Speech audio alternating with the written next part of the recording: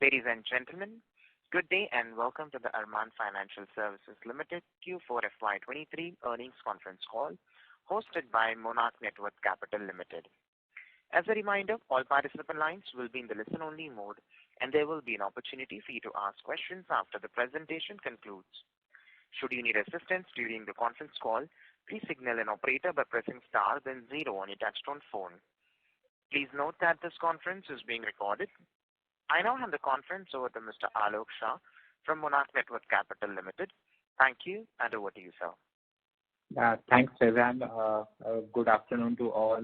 I would like to thank the management of Arman Financial Services for giving us an opportunity to host them.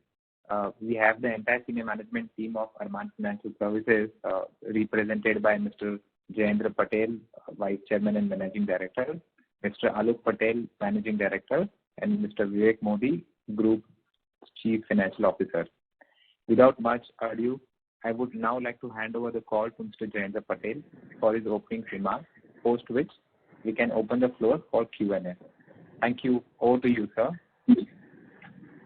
Thank you, Alok.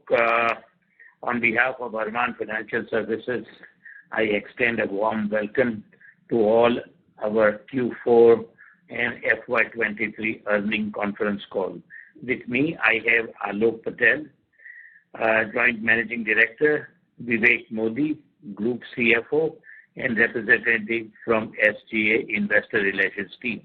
I hope everyone has an opportunity to go through the results, press release, and the presentations for the quarter and full year ended 31st March 2023.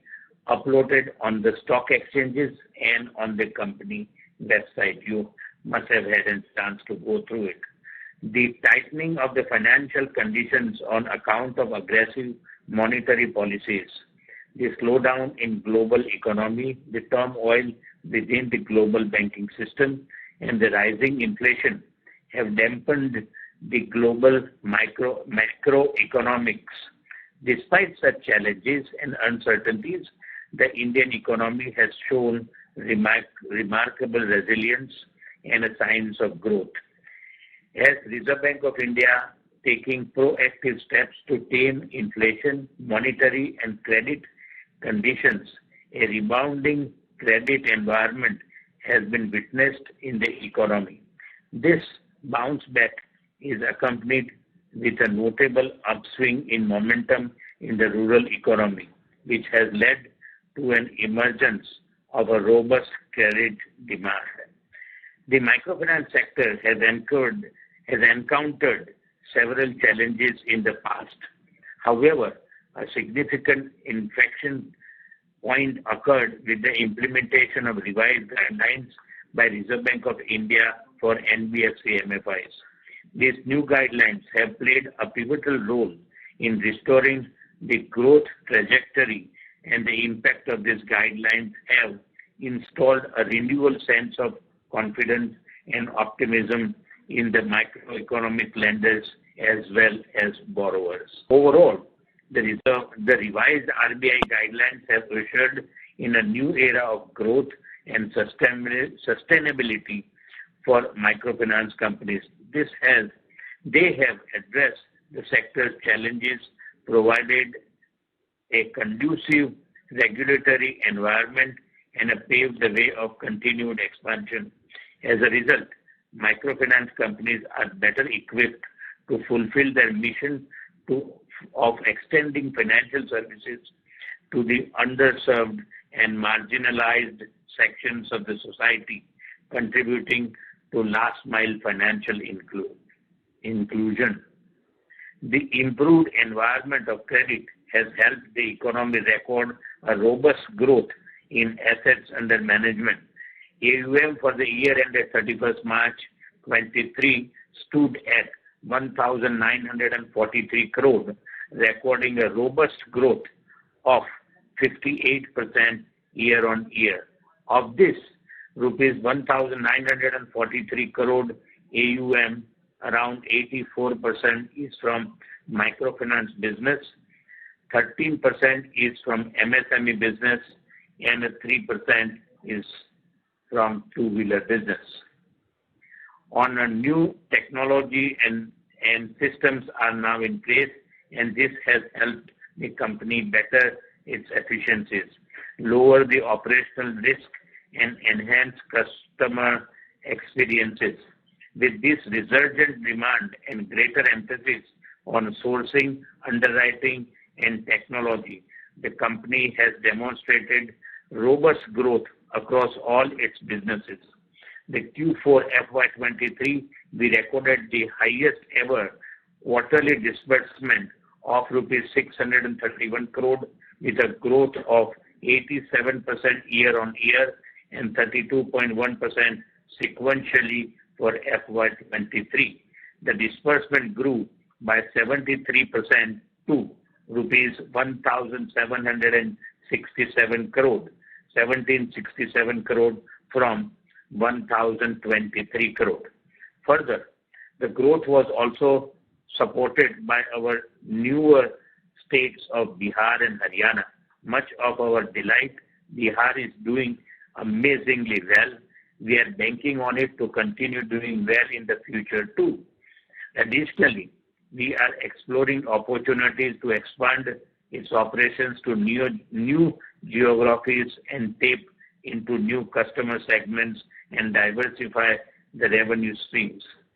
During the year, we opened 44 new branches, taking our total branch count to 336. With this, we have a presence in 8 states and 120 districts.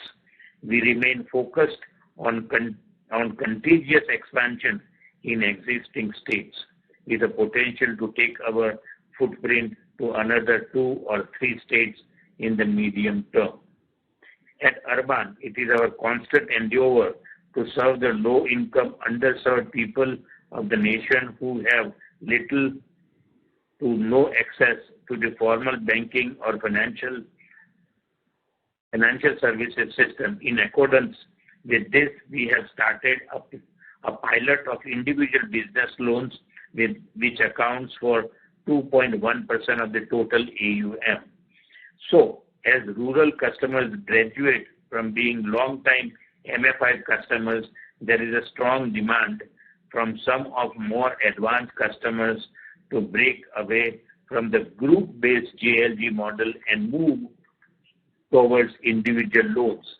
Our micro enterprise and IBL segments are well placed to take advantage of this market demand in the long run and offers a long-term potential to scale up our business in other rural loan products. While we are taking a cautious and calibrated approach so that we understand the customers better, the credit cost so far appears to be similar to microfinance products despite not having group guarantees. There is a higher operating cost involved with individual loans, but the higher margins more than offsets it. In the long run, the goal is to reduce operating costs by transitioning to a tech-driven organization. We have made significant progress in our digital improvisionization efforts, focusing on enhancing our operations and providing an exceptional customer experience. Key initiatives include digitized customer onboarding at their doorstep, automated underwriting with robust rule engine, enhanced online security measures to protect customer data and safeguard against cyber threats, advanced data analytics and process automations like facial recognition, OCR verifications, and automatic data entry through barcode and QR code scanning. We have implemented a complete paperless journey from onboarding to dispersal and collection. These efforts demonstrate our commitment to technological advancement and innovate solutions for our customers. We appreciate the dedication of our team and will continue to embrace digital transformation and strive for excellence. Now, coming to the consolidated financial performance, the gross total income for FY23 stood at rupees 424 crore, registering a growth of 80% year-on-year on the back of improvement in yields across all segments. During the year, net total income registered a growth of 73% to rupees 251 crore as compared to 146 crore in FY22, representing a cheaper availability of funds. Our NIM, our net interest margins for FY23 stood at 15.9% as compared to 14.2% in FY22. In this financial year, the company has recorded a highest ever profit after tax of rupees 94 crore with a growth of 196% year-on-year. This was mainly on account of improved interest income, optimization of operational cost, lower provisioning requirements, and improved asset quality. Our continuous emphasis on collections and underwriting process helped us improve our asset quality. As of 31st March 2023, our gross non-performing assets stood at 2.7%, representing a year-over-year improvement of 170 basis points from 4.4% and a sequential improvement of 60 basis points from 3.4%. For FY23, the company has conservative provisioning policy with a provision for the year standing at 45 crore. This takes the cumulative provisions to 67 crore, which is 3.4% of the AUM. Our collection efficiency improved to 98.3% for FY23 as compared to 91% in FY22. Collection efficiency for the month of April 2023 for the various segments stood at microfinance segment, we have 98.4% collection efficiency. For MSME, we have 98.5%, and a two-wheeler segment, we have 96.9%.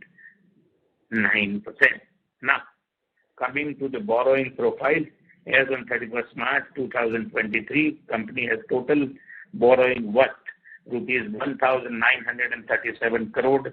This includes the debt component split of OCRPS and CCDs as per Ind AS of rupees 49 crore. Of the total borrowing, 35.3% is through banks, 31.3% is through NBFCs, 14.7% is through debt and NCDs, 16.6% is through direct assignment of the off-balance sheet liabilities, and the rest is borrowing through DFIs like NABARD, Mudra, and SIDBI. As on 31st March 2023, the company has healthy liquidity position with 185 crore in cash, bank balance, liquidity investment, and undrawn CC limits. Additionally, company has rupees 218 crore undrawn sanctions from existing lenders. The company is well capitalized with capital adequacy ratio for the stand-alone business at 32.61% and number is 25.62%. Lastly, in the fiscal year 2023, our company accomplished several noteworthy milestones that have propelled our growth trajectory. Latest one being in January 2023, when Number of Finance Limited was assigned the MFI 1 grading by CARE Rating Limited. And let me also tell you, MFI 1, there is nothing above MFI 1. So we are proud of that. And another such achievement was the successful fundraising of rupees 115 crore via allotment of CCDs and OCRPS on a preferential basis. The infusion of these funds has played a pivotal role in facilitating our target growth objectives. We believe that favorable regulatory environment coupled with sustained growth momentum witnessed in recent quarters will continue to support our organization's pursuit of achieving a target assets under management. The supportive measures taken by the RBI have bolstered our confidence and reinforced our belief in the long-term growth potential of the microfinance industry. With this, I will request the operator to open the floor for any questions and answer session, and I thank you all for giving me a time. Thank you. Thank you very much. We will now begin the question and answer session. Anyone who wishes to ask a question may press star and 1 on their touchtone telephone. If you wish to remove yourself from the question queue, you may press star and 2. Participants are requested to use handsets while asking a question.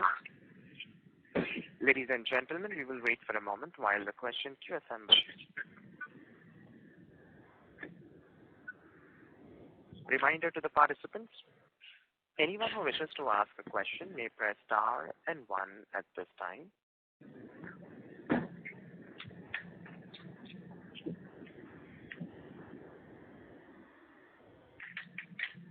The first question is from the line of Concall from Future Securities. Please go ahead. Hello, sir. Thank you for the opportunity and congratulations on the good set of numbers. So I had a couple of questions relating to our branches. So we have opened around 35 branches this year. So are we seeing that same kind of trend next year?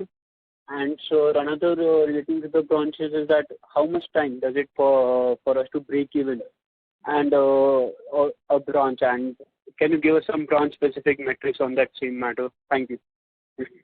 Yeah, so as far as our plans this year, we'll probably open somewhere in between 50 to 70 branches for microfinance and MSME, for which we already have or have already on the way to open about 32 of them, the balance of which will probably get opened in the next quarter.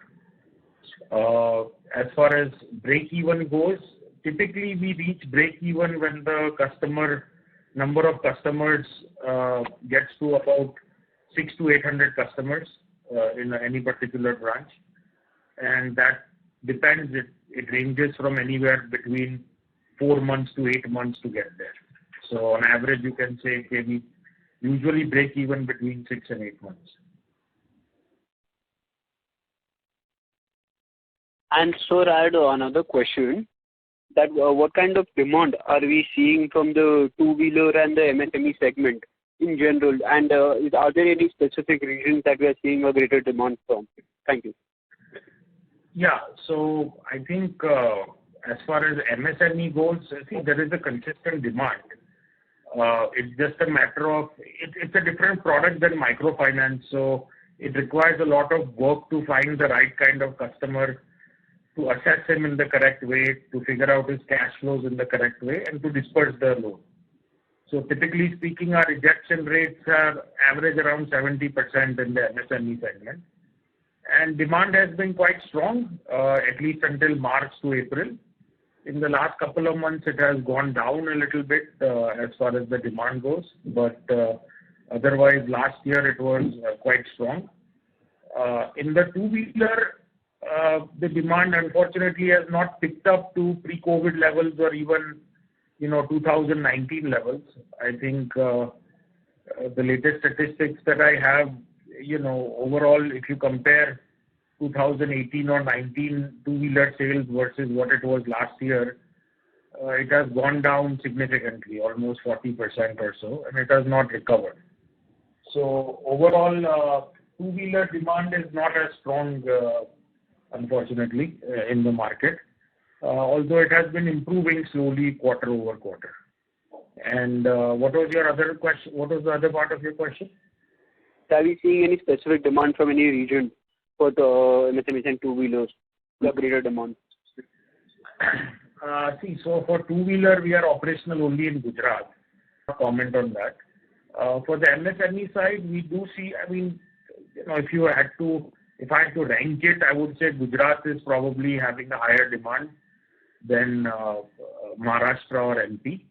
But it's not a huge difference. Overall, there is a strong demand in multiple states in the MSME. In MSME also, we are started operations into Telangana. So we have opened up our first branch, I think, just a couple of weeks back. And that was for numerous strategic reasons, which I can get to later on if you like. Okay, sir. Sure, sir. Thank you for your time. Thanks. Thank you. Participants, to ask a question, you may press star and 1. The next question is from the line of Srinath V from Bellwether Capital. Please go ahead. Hi, Alok. Congratulations on the fantastic set of numbers.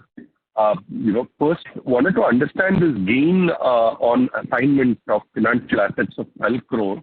So how should we look at this particular line item from is it to be seen as a slightly more one time in nature, or is this a more recurring line item? And want to find out that in like calculation of yields, the 36.9% in our MFI, would this 12 crore kind of be factored into that calculation? What would be the yields at which we are giving incremental disbursements in microfinance? Broadly, if you could help me out with all of this. Yeah, so I think the accounting side of the DA, I think Vivek can explain a little better than I can. But that being said, as per Ind AS, if you're doing a direct assignment transaction, which means it's not a PTC type of transaction, or it does not have DA transaction which has no kind of recourse. So by accounting standards, we have to upfront recognize the profits, because essentially you have sold the assets, right? You have maintained the servicing rights, but you have sold the assets completely without any recourse. Okay. So it's like selling any other asset. So you have to recognize the profit of it upfront because you have sold it. Now, whether that acts as a challenge in terms of looking at this as a one-time thing, or whether it will create a future impact in the P&L in terms of apples to apples comparison, yes and no. The thing is, as you grow larger, the DA transactions happen more in a consistent basis.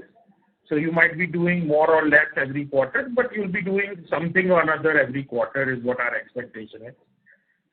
So by that way, this is something that you should be seeing more regular of. But also, more DA transactions will happen in the fourth quarter versus the first quarter. That's just the nature of the business. Overall, it's a very lucrative thing for us, because not only do we get added margins for it, but also we offload some of the assets from the balance sheet, so it allows us to, improve our capital adequacy ratio. I don't know, Vivek, if you want to add And Srinath, just to kind of connect the dots, in Q3 we saw about 100 crores of DA transaction. In quarter 4 we had we almost doubled up. So there is a good possibility, and overall the market is kind of seeing a lot of DA transactions all across the sector. So hopefully things should be fine. But yes, this can have the quarter-on-quarter aggression, I would say.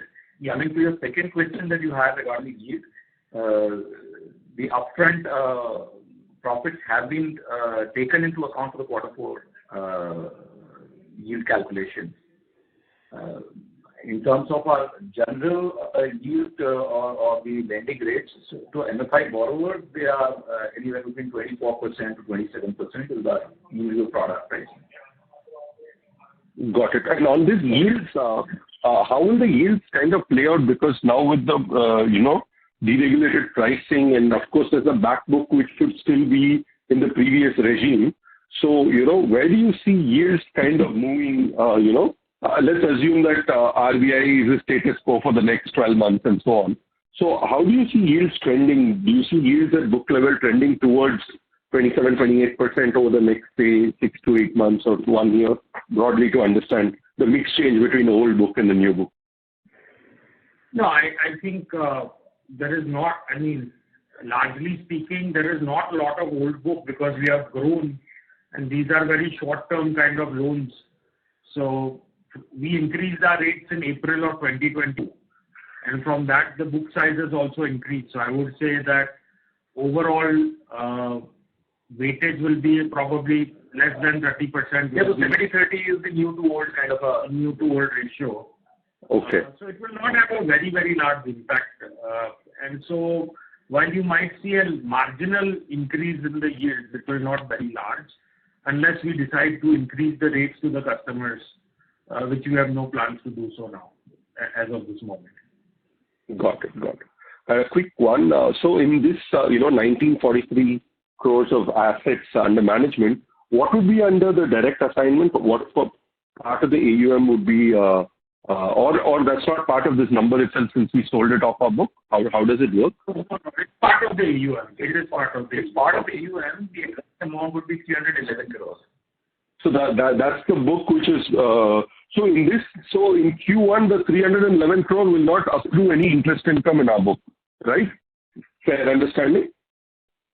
Yeah, fair understanding.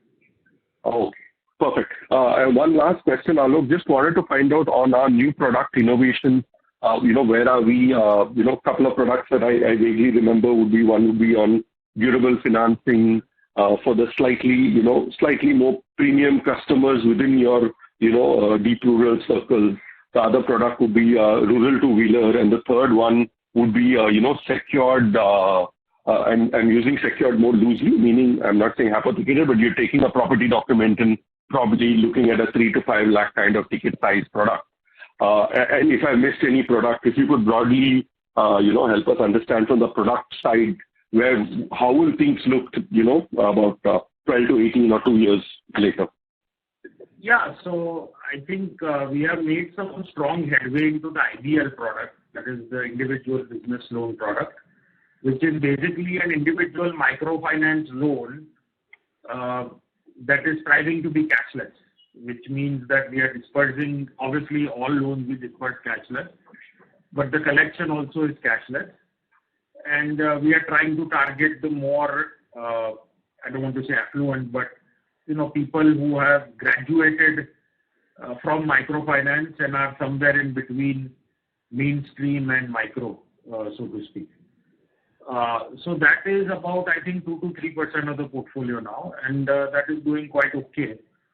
And realistically speaking, that is the future really. If you look down the next 2 to 5 years, I think overall microfinance will start. Our prediction is that microfinance will continue to move away from the group-based lending and kind of evolve into a more individual lending. So that is basically making sure that we are ready for that. In terms of consumer durables and other kind of products, we were doing LAP loans and other kinds of products, insurance products and stuff. Not a lot of headway in the consumer durable side, just because initially speaking, when the rates were restricted by RBI and the margins were capped, it made a lot of sense to do these kinds of products. Today, in a situation where there is, it's a matter of supply and demand and competition that sets the rates. The consumer durables are kind of a little hard to sell to the customers. In terms of the LAP loan, we have something on paper. We are working on the pilot. We still have to make headway into it. It's kind of a difficult segment to break into, especially if you're trying to do in the rural areas, which we kind of learned the hard way, that the documentation is quite shabby. And, we have not, unfortunately, not been very successful to break into that in the rural areas. But from what I seem to understand in talking to these guys is nobody actually, ever triggers a collateral, right? So it almost seems like a threat that I have your paper with me. So, given that as a broader context, don't you feel that extremely robust legal system may not be the most, important part of this particular product, because nobody seems to be, repossessing any of these collaterals in the industry? No, you are correct. You are correct, and I guess that is a debate of a different forum. But our conservative nature is kind of sometimes gets the best of us. But I think that's probably a debate at another time. That how anal do you want to be about the documentation? So where do you draw the line, right? I mean, that is the question, and I think that is an excellent question. Something we'll have to ponder more seriously down the road. Thank you, Mr. Srinath. May we request that you return to the question queue for follow-up questions. Participants, to ask a question, you may press star and 1.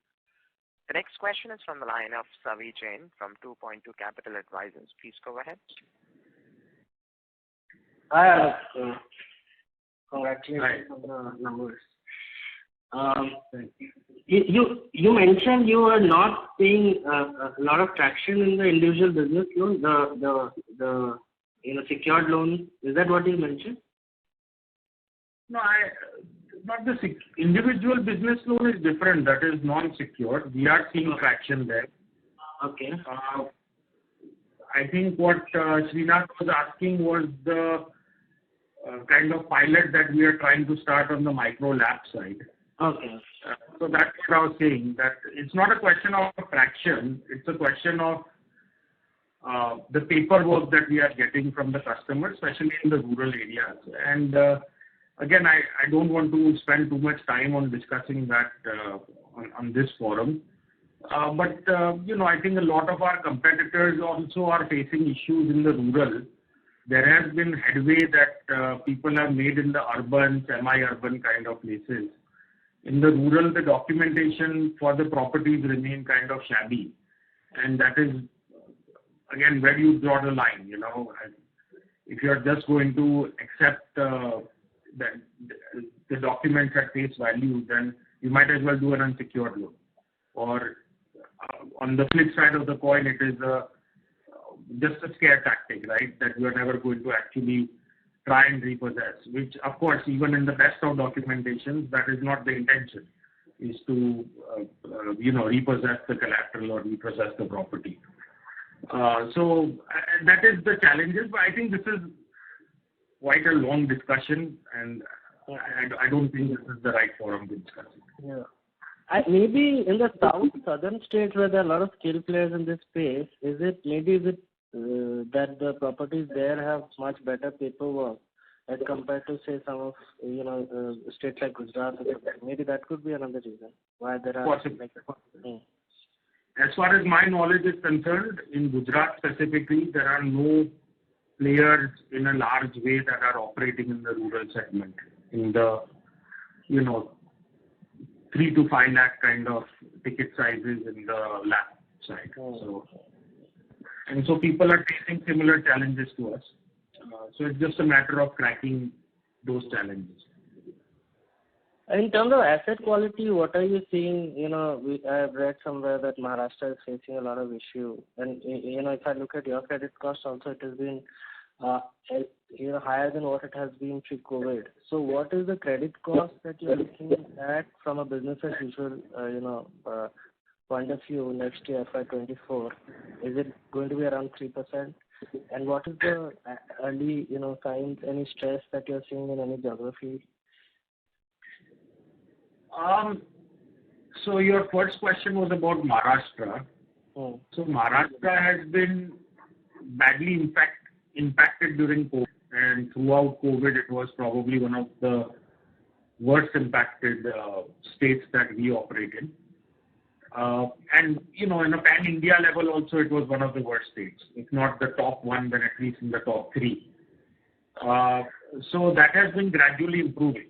but I mean, there was a lot of room to improve. So even in today's scenario, I think if you look at overall stress levels, they'll be highest in Maharashtra, but we are still a lot better than we were a year ago or even 2 years before that. So it has been improving consistently. But if you do a comparison state to state level, obviously Maharashtra is probably still has the lowest in terms of asset quality goes. In terms of credit cost, see, I think I've been very open in sharing in all of these Concalls and other kinds of discussions that we are not going to see the pre-COVID level loan losses, and that industry is over. That is not going to come back.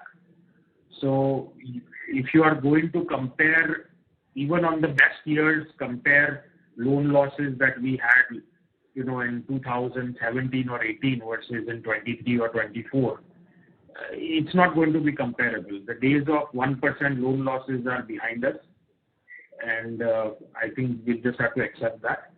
And that is fine. That is not, I think as an industry, we can absorb higher losses than that, especially in today's scenario with the RBI new circulars and everything coming out. It will be difficult for me to say what to expect really, but 2.5% ballpark figure would be something that you would have to be prepared for in the long run. And do you have any business plan drawn up for FY24 in terms of AUM target? What are you looking at? Typically, we don't give. Typically we don't give that. But I think what we always say is that our CAGR has been about 35 to 40% since the last 10, 12 years. And that is the growth that we try to achieve on a year-on-year basis. So somewhere in that neighborhood, 35, 40%.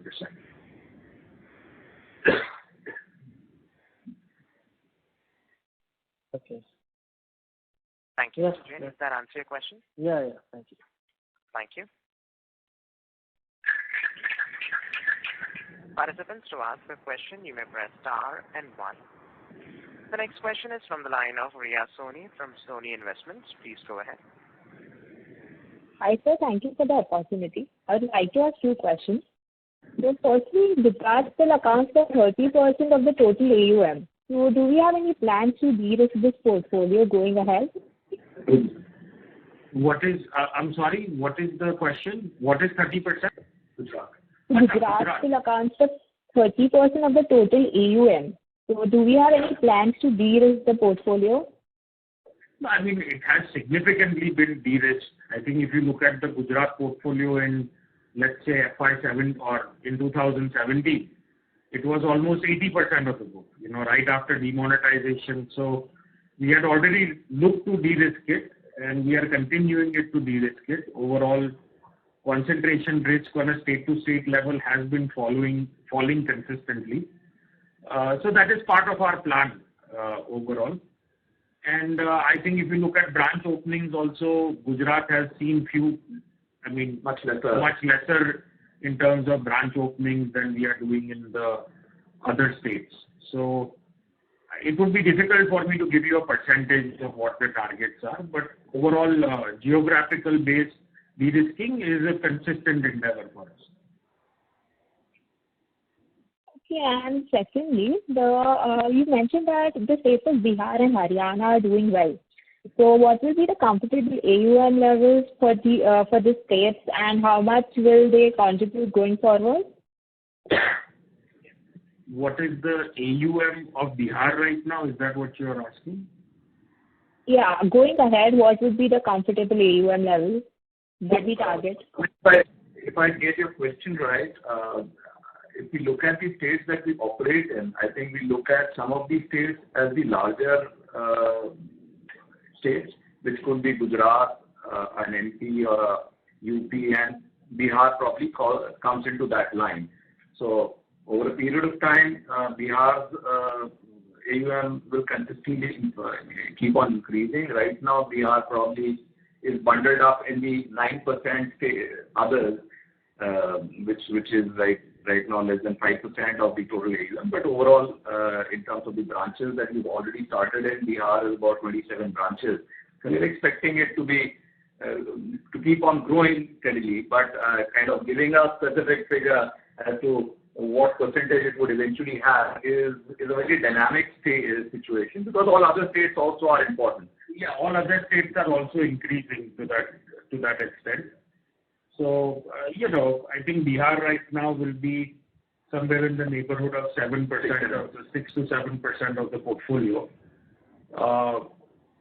This year, maybe we can expect it to reach somewhere around in the 12% to 13%, roughly speaking. And what about Haryana? Haryana is a lot slower. We don't have that many branches there.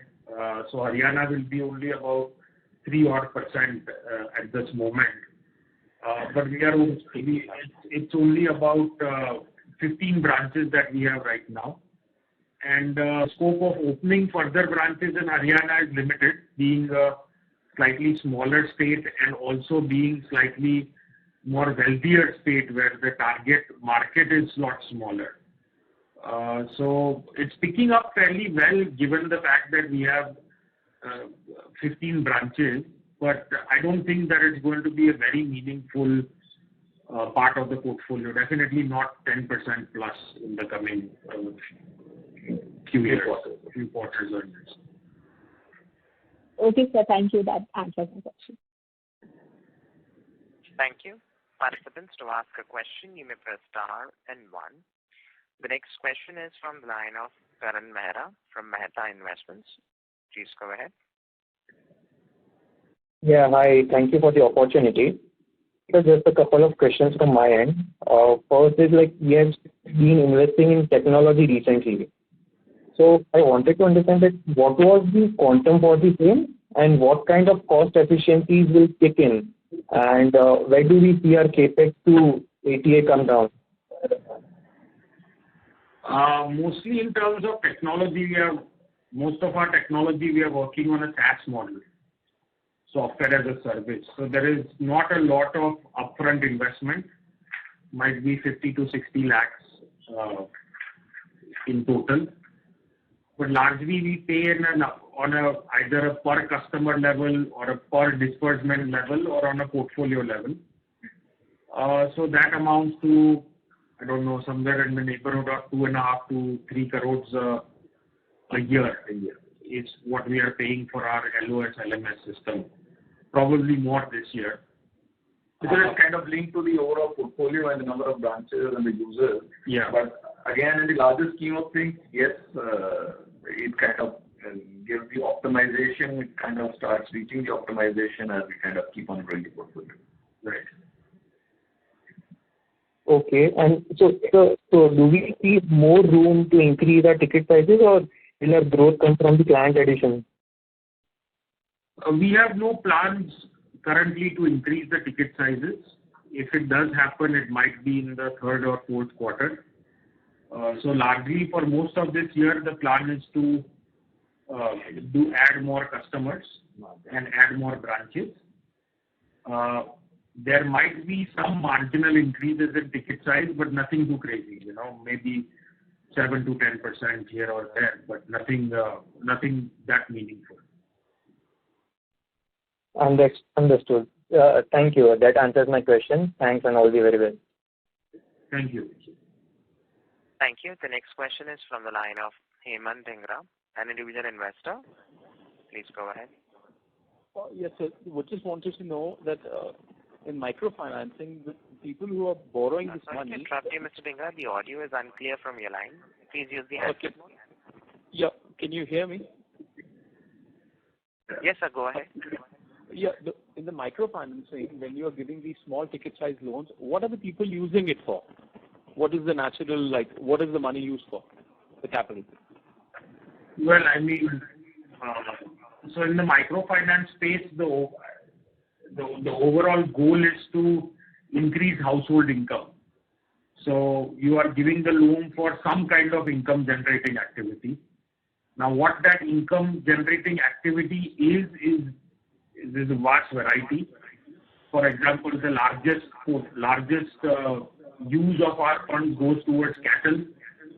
So they get a loan, buy a cattle from it, generate milk, sell the milk, generate cash flows, and in 2 years their loan is done and their cattle is theirs. So that is the largest one. But otherwise, it's a very diverse set, including stuff like, there will be kirana stores or street side vendors or, small ticket type garment makers or, there's a very variety of different, there'll be hundreds if not thousands of different kinds of activities that the rural people are engaged in. Agri-based product, food processing units or smaller cottage industry for that. So, but largely about 60-70% of the portfolio is covered through the animal husbandry kind of a. Yeah, I would say 40% is covered by that. In the allied agriculture. 60% will be others.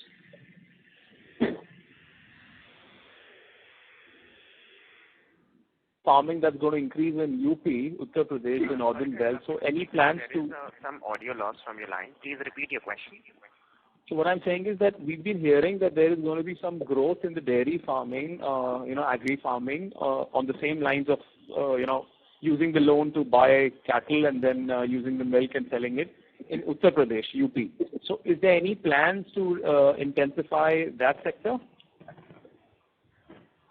So UP is actually one of the largest states that we operate in terms of microfinance. So Gujarat might be on an overall basis, I guess. But from a perspective of only microfinance, about 30% of our book is in UP, I believe. Gujarat will be about 24%. So, in fact, the plan is to kind of reduce our overall dependence on UP. But let me tell you that UP has been, since COVID, even during COVID and post-COVID, has been one of our best performing states. And perhaps it's because of the reason that you are saying, amongst multiple other reasons. But we are extremely happy with UP's performance. And, touch wood, hopefully that continues to remain so. Thank you. Mr. Dhingra, is that answer your question? Yeah, thank you so much. Thank you. The next question is from the line of Amit Jeswani from Stallion Asset. Please go ahead. Hello. Yeah, hi, Alok. Thank you so much for the opportunity. First of all, congratulations on your journey. It's been spectacular for the last 7, 8, 9 years. Alok, my first question is on how do we recognize when we sell an asset? We've sold 300 crores of assets. Did I hear it right this year? 300 crores it's a direct assignment. So, we sell assets all the time with PTCs and stuff. Specifically for direct assignments, it was approximately 300 crores. Got it.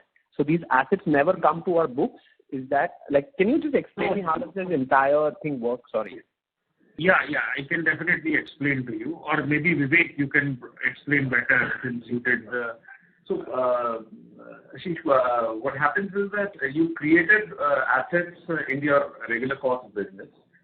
Then, especially for the PSL, the priority sector lending requirements, banks and lenders are the typical clients who would want to buy such portfolio because this portfolio gets kind of de-recognized from my loan book and is kind of recognized in their loan assets. So it kind of adds to their number of client service and all that kind of stuff. So essentially you create the book first, handhold it for about at least, there is an RBI guidelines based on which you can sell off these assets. They need to be seasoned for at least a period of 3 to 6 months and so on and so forth. There's a matrix for that. And post that, you're kind of selling it off. So you're hand-holding those customers. And post the sales, you keep on servicing these loans. That means you keep on doing the collection on these loans and kind of paying the payouts to the investor or the buyer for this product. I got. It's not a very simple process because there'll be a lot of scrubbing that is being done by the bank. There'll be we have to sign a servicer agreement. Customer will not know any difference, to be honest. The customer will not know that asset has been sold because we are servicing, we are actually collecting. But whatever we collect, we are sending it to the bank. And in return, the bank is giving us servicer fees for servicing those. I think. And essentially, the other thing that might come to mind is these customers will keep on coming back to us for the next loan. Right. So it's not that it has been sold to Bank A. The Bank A will have access to these customers. No. The access to the customer is retained by. Well, if they did have access to the customers, they wouldn't buy it. They wouldn't buy the portfolio. I need to explain to him, Alok, that whatever is coming in next 2 years, yes, it is being collected today. And no, so the recognition of the income from the sale of these assets has to be recognized through IND-AS based on a certain formula. So that's why you see that on the balance sheet. I don't know if that answers your question. Yeah, I got that point. My more important point was assuming we have 300 crores of assets that we have done direct assignments. Okay, assuming the interest rate is 24%. Okay, I'm just taking it as a right. We in a year we were expected to make 72 crore rupees as net interest income, right? Yes, 24%, 300 crores. Now, if we sell this asset at, let's say, do we sell it at, let's say, 27% yield, or how does it work? Like that entry I'm trying to understand. So we'll sell it at, let's say, 12%, right? So instead of having 72 crores, it will be half of that, right? So it will be 36 crores. Okay. That the bank will gain from that. And it's off-balance sheet debt, right? This is so the balance 36, in the same example, the balance 36 is the income that you will, over a period of time, be able to collect from the customers, and it's for you to keep, kind of thing. Got it. If our cost of capital is 12% and we sell the loan at 24%, the 12% in gains that we make gets recognized upfront, and the 12% cost. Got it. Thank you so much. That's about it. Thank you so much. I have one more question. Sorry to interrupt you, Mr. Jeswani. May we request that you return to the question? So let him continue. It's no problem. Okay. Please, continue. Thank you so much. Just one question on the fundraising part. We are now at 4 times debt to equity. In the past Concalls, you've said that 5 is the cap. Is that the right metric to go forward with?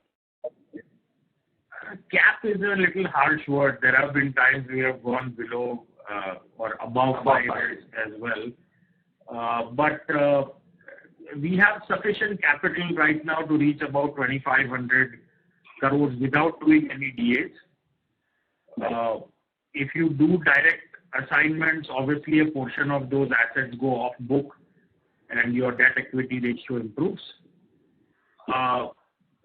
So if we can, let's say if you do another 300 crores or 400 crores, we can push the AUM to about 2,900 crores. Nice. But that said, we'll probably not wait that long, and at around 2,500 crores will likely raise more equity. At least that is the plan. But let's see, the best laid plans are always subject to a lot of other factors. So let's see how that works out. I don't say ROE is already 31%. So even if you grow at 35, 40%, your debt to equity will not, unless you plan to grow at 60, 70%. So I would be happy with that also. But thank you so much, Alok, for your time today. Thank you. Thank you. The next question is from the line of Shubham Ajmera from SOIC Ventures. Please go ahead. Yeah, hi. Thanks for providing me the opportunity. Sir, our journey over the last few years has been highly successful, like with us we are achieved around 2,000 crore of AUM this quarter, which is an outstanding performance. I would like to hear your thoughts on the recent departure of our key personnel. So in order to ensure continued growth in the future as well, so what kind of highly qualified professionals with the strong background we are seeking, as it is also important for us to professionalize the board for the next leg of growth from here onwards? So I think you're talking about the departure. Are you talking about the Chief Operating Officer? Yeah, Chief Risk Officer. Chief Risk Officer has not spent a long time at Arman. He came from a banking background, retired from a bank, and many NBFCs of my size or even much larger sizes than me don't actually have a CRO function. For us, having a CRO was something just a part of our culture that initially the promoters and the directors only were handling the risk function, but we thought it was necessary to formalize it, document everything, and have a permanent CRO function. Now, the current CRO, he has certain obligations in his hometown with his family, family obligations in Hyderabad. Excuse me, Chennai, I forgot. And so he has to move back to Chennai. Now that is unfortunate, but he has been helpful to at least create the risk framework or made a good headway in the risk framework for us. And we are interviewing other people for the position. He's still on notice period, has been on notice period for the last few months. And we are parting on absolute good terms. There is no problem. That's perfect. He promised me yesterday evening only that if his family matters is settled, he will be happy to come back to Ahmedabad. Yeah, absolutely. Now, in terms of the HR itself, I couldn't agree with you more that when you are running such a large operation with 6.5, 7 lakh customers, 3,000 plus employees, really this business is more about managing HR than managing loans. So finding the right people, retaining the right people, remains one of our key strategies and also remains one of our, key jobs rather, if you want to put it that way. And so we do take measures to do that. Obviously, we don't run a kind of a boiler pot kind of a culture. We have a very employee-focused culture that we have created, and we try to do the best that we can. Our employees are very loyal to us. I'll just give you a few examples, right? So we had a very successful ESOP program.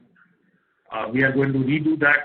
So I think you'll see that coming out in the next couple of days of creating a new ESOP pool, the last one being very, very successful. Other factors also helped quite a bit for loyalty, such as during COVID, for example. We did not lay off a single employee. We didn't cut a single employee's salary, whether upper management or lower or field executives. All of the companies, all of our peers were doing just that. They were laying off staff. But that was not part of our culture.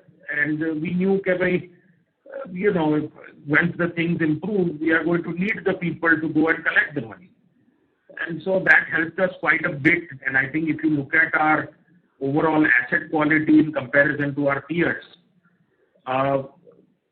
one of, not the only reason, of course, but one of the key reasons that we did better than our peers was because of our HR.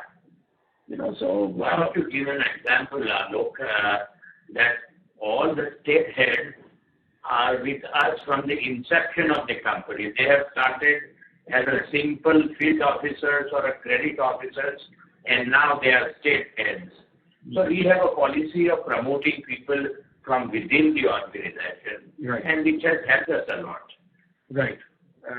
And that's absolutely correct, what he said, that There are many such factors like this, such as internal promotions, but of course it's a constant endeavor to keep people focused and motivated and retained and everything. Yeah, understood. Thank you so much, sir. That's all from my side. Thank you. Ladies and gentlemen, as there are no further questions, I would now like to hand the conference over to the management for closing comments. Oh, thank you very much, everybody, for joining us, and hope you have a pleasant day. If you have any questions, you can always reach out to our investor relations team at SGA. And hope you all have a pleasant evening. Thank you. Thank you. Yeah. Thank you. Ladies and gentlemen, on behalf of Monarch Network Capital Limited, that concludes this conference call. Thank you for joining us, and you may now disconnect your lines. Yeah. Thank you, Arman team. Thank you. Thank you. Thank you.